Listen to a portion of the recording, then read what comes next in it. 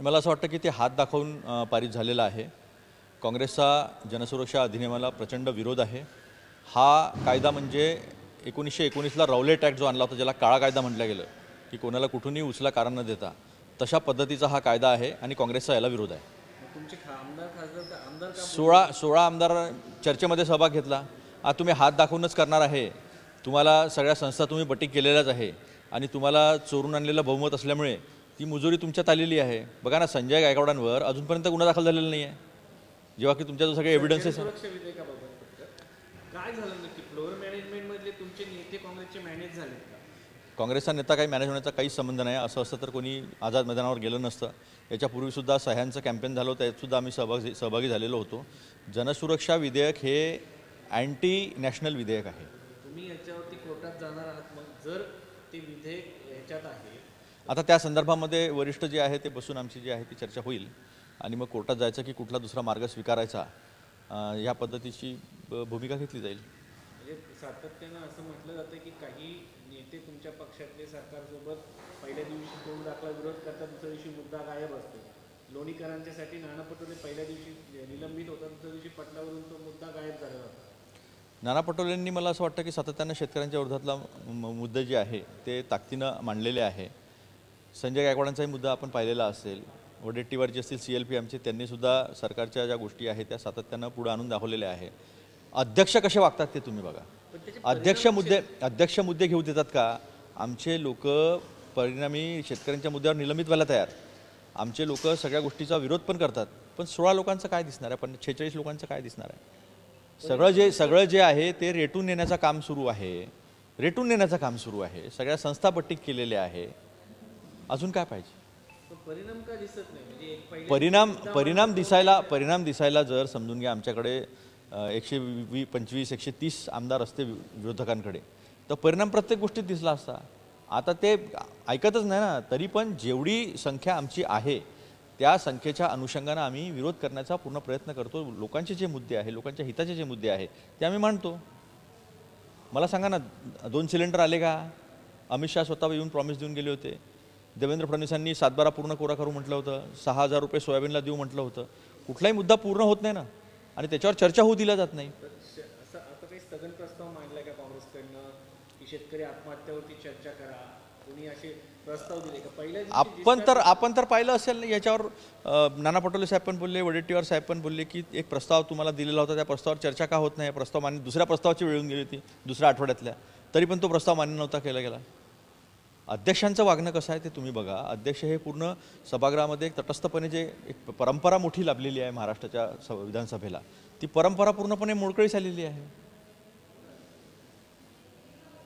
शिंदे दिल्लीत येऊन गेले असं कळतंय, काय नक्की सुरू आहे सत्तेमध्ये? मी असं ऐकलं रेड्याला भेटून गेले, ते रेड्याला भेटून गेले असं ऐकलं मी। ते कोणीच नव्हतं इथे। अमित शहाजी तिकडे रांचीमध्ये होते, JP नड्डाजी हिमाचलमध्ये होते आणि साहेब तिकडे अवॉर्ड घेत होते। नामिग्या शोधलं मी, मला कुठं मॅपवर असा देश दिसला नाही नामिग्या।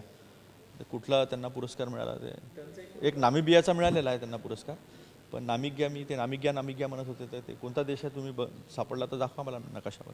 त्यांनी संरक्षण मंत्री राजनाथ सिंह यांची दिल्लीत भेट घेतली, त्यांनी शुभेच्छा दिल्या। तुम्ही म्हणता रेड्डीची और संरक्षण मंत्र्याच्या गळ्यातून हार काढून टाकतात। तुम्हाला माहिती आहे का? कार्यक्रमामध्ये नरेंद्र मोदी साहेबांच्या बाजूला नड्डा होते, अमित शहाजी होते, तिकडे राजनाथ सिंगजी होते। राजनाथ सिंगनी पण तो हार असा आपला आपण हार टाकतो ना, मोठा अजगर हार, तर तो हार त्यांनी असा ओढला तर त्याच्या गळ्यातून काढून फक्त मोदी साहेबांना हार राहील तो। शिंदे साहेबांचं नक्की काय झालं? गँगवॉर सुरू आहे महाराष्ट्रात। इन्कम टॅक्सच्या नोटिशी, त्याच्यानंतर निधी न देणे। शिंदे साहेबांच्या आमदारांमध्ये मोठी चलबिचल आहे की आम्हाला निधी मिळत नाही। आता हेच कारण देऊन शिंदे महाविकास आघाडीतून बाहेर पडले होते, पण नंतर मग स्क्रिप्ट आल्यानंतर त्यांनी सांगितलं हिंदुत्वासाठी वगैरे वगैरे आम्ही बाहेर पडलो ते। पण खरं कारण तर पहिल्यांदा तुम्ही जर शोधून काढला, माझा दावा आहे, कोणी माझा दावा खोडून दाखवावा की ते निधी देत नाही अजितदादा आमच्या आमदारांना, म्हणून बाहेर पडले असं त्यांचं म्हणणं होतं। आता मोठी चलबिचल शिंदेंच्या आमदारांमध्ये आहे की त्यांना निधी मिळत नाही आहे।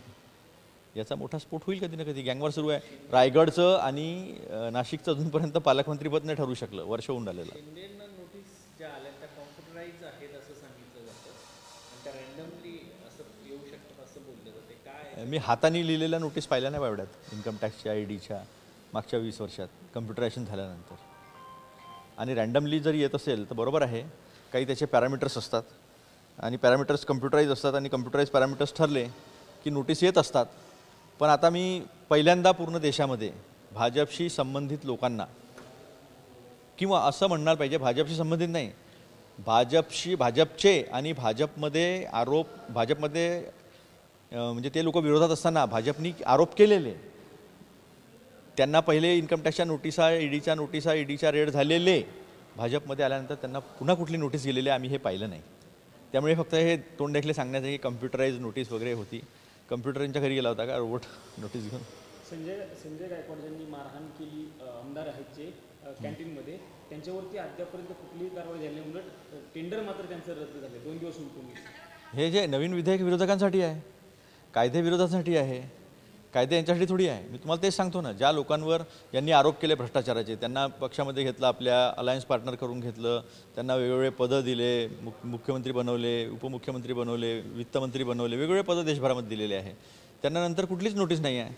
मग आता शिंदे आणि शिरसाट यांना आता नोटीस देण्याचं कारण काय आहे? गँगवॉर सुरू आहे स्पष्टपणे. कायदे विरोधकांसाठी आहे, विरोधकांना जेलमध्ये टाकायचं, बोललं की FIR दाखल करायचे. हे सगळं गळचेपी लोकशाहीची सुरू आहे चोरीच्या मतदानावर.